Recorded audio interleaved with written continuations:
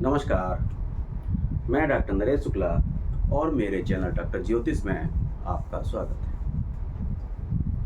बहुत से दोस्तों की मांग थी कि विपरीत राजयोग क्या है, कैसे बनता है, किन घरों में बनता है, इसके बारे में लोगों ने बहुत सी जानकारी चाही थी। YouTube पे बहुत से वीडियो पड़े हुए हैं, उसमें हर सरल और विमल जो उसके 3 योग होते हैं उनके बारे में बताया गया है। तो टाइम ना खराब करते हुए, क्योंकि ये एक थोड़ा विस्तृत बड़ा जो है योग है, तो इसलिए मैं इसको टुकड़ों टुकड़ों में समझाऊंगा। कैसे बनता है, कितने इसके पार्ट हैं, क्या इसकी खराबी है, क्या इसकी खूबसूरती है, ये सभी मैं यहाँ पर आपको बताऊं। तो विपरीत राजयोग 3 पार्ट होते हैं इसके।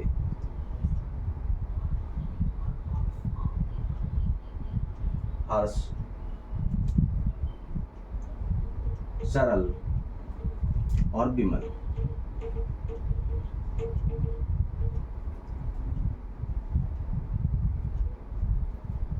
हर्ष का मतलब है जो छठे भाव में बने,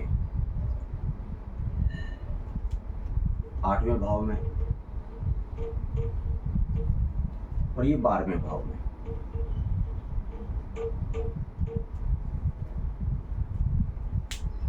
यानी इसको मैं डायग्राम से समझा देता हूं, इतना तो आप लिखिए कि अगर छठे भाव में बनेगा तो हर्ष योग होगा, विपरीत हर्ष योग।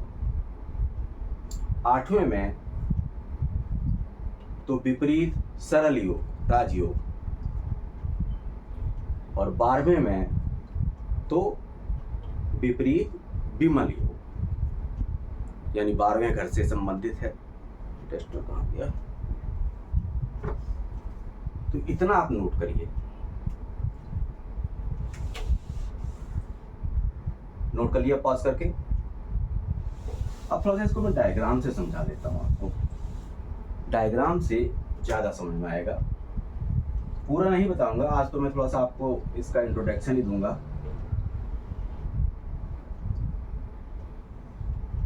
क्योंकि वीडियो जो पड़े हुए हैं, जैसे उसमें राजयोग लिखा गया है तो आदमी सोचता है कि राजयोग ही है।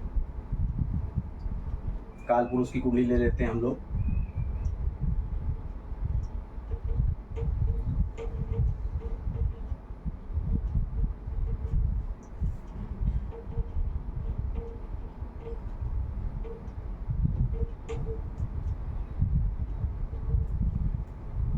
अगर छठे का स्वामी छठे में ही बैठ जाए, छठे का स्वामी छठे में ही बैठ जाए तो यह हर्ष योग होगा। 8वें का स्वामी 8वें में तो यह सरल योग होगा।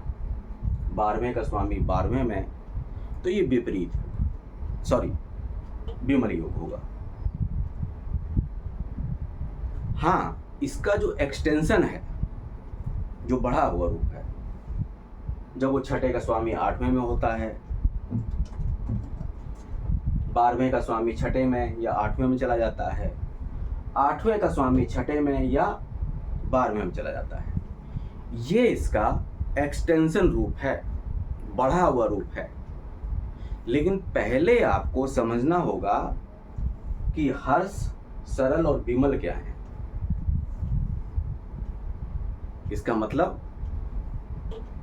ये यहां पर बैठ गए तो इस घर को इन्होंने मजबूती दे दी।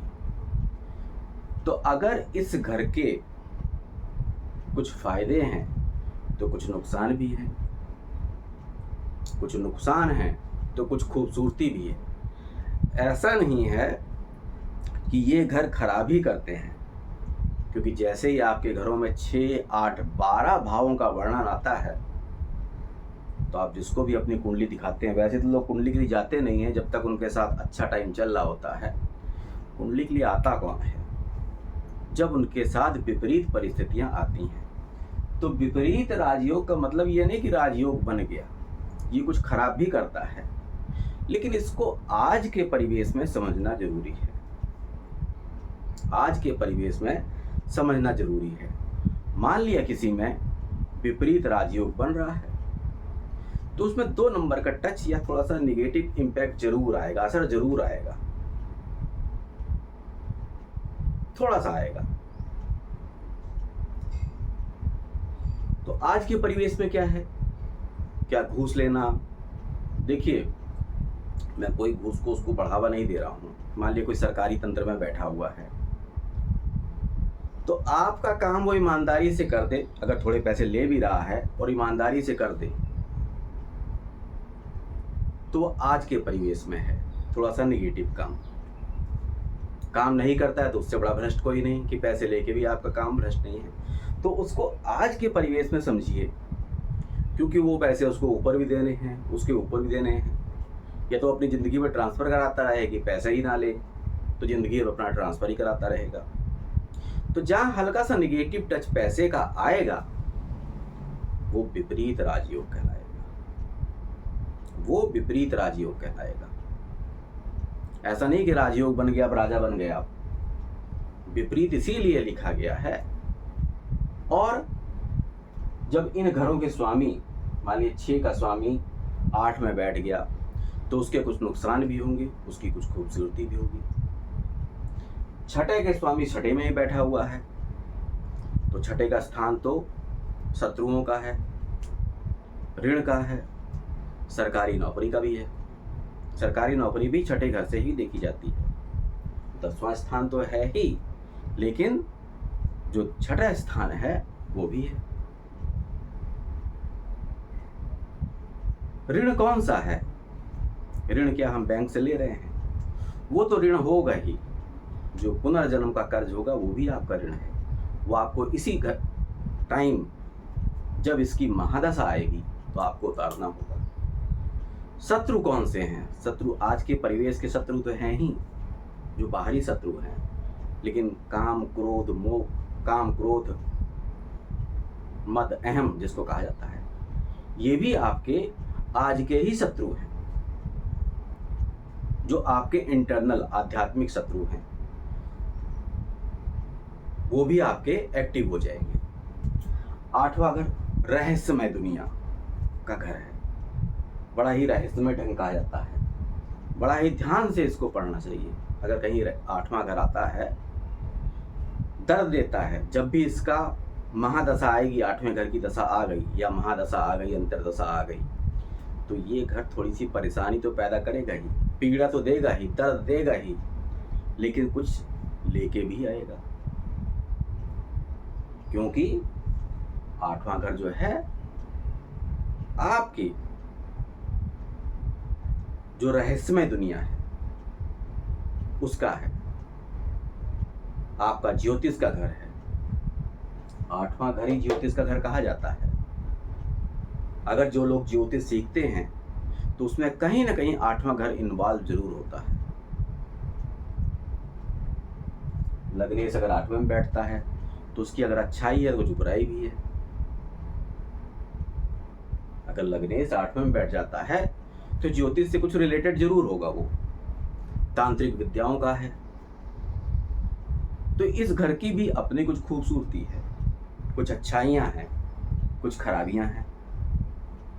अगर आप अमिताभ की कुंडली में देखेंगे तो ज़्यादातर जो हैं आपके प्लैनेट 8वें घर में ही बैठे हैं।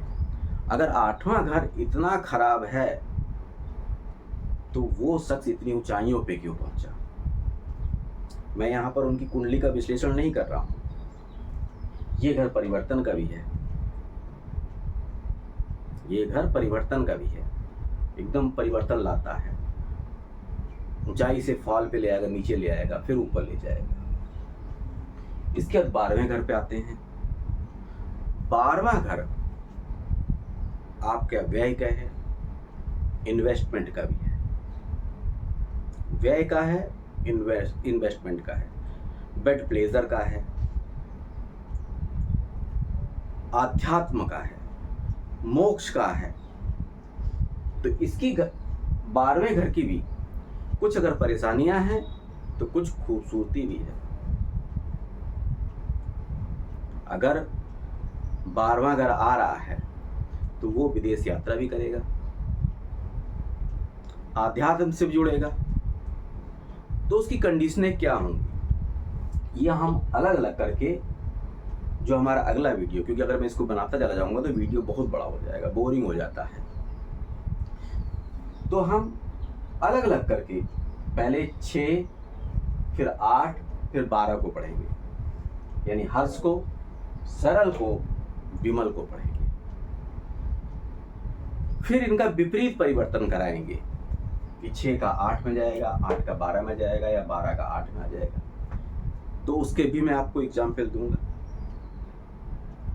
तो आज केवल इतना ही नोट करिए कि हर्ष, सरल और विमल एकदम अलग से हैं। ये घर एक्टिवेट होते हैं तो परेशानी देते हैं, और उनके उपाय क्या हैं ये भी मैं बताऊंगा। क्योंकि जब 6, 8, 12 घर एक्टिवेट हो जाते हैं तो अगर परेशानियां आ रही हैं तो कुछ उसकी अच्छाइयां भी हैं। तो उसके उपाय क्या हैं? अगर मैं आपको कह रहा हूं कि 6 घर पे आपके शत्रु आएंगे, ऋण आएगा, तो परेशानियां तो आ रही हैं। मैंने आपकी कुंडली में देखा, आपसे कहा कि शत्रु आ जाएंगे, ऋण आ जाएगा, तो ये कोई बड़ा काम नहीं हुआ। असली काम तो ये है कि मैं इनसे आपको छुटकारा दिलाने का काम करूं। ज्योतिष का काम इतना है। ज्योतिष का काम डराना नहीं है कि मैं आपको बैठ के डराऊं। आप इम्प्रेस हो जाएं, आप खुश हो जाएं, आप दुखी हो जाएं कि यार 6ठा घर आ गया, 8वां घर आ गया, इसको मैं देख के डराऊं, 12वां घर आ गया, जेल भी हो जाएगी। अगर जेल होती है कभी कभी, जब मेलेफिक प्लैनेट आते हैं तो अच्छे घरों की, अच्छे की संगत में वो विदेश यात्रा भी होती है, आध्यात्म भी होता है।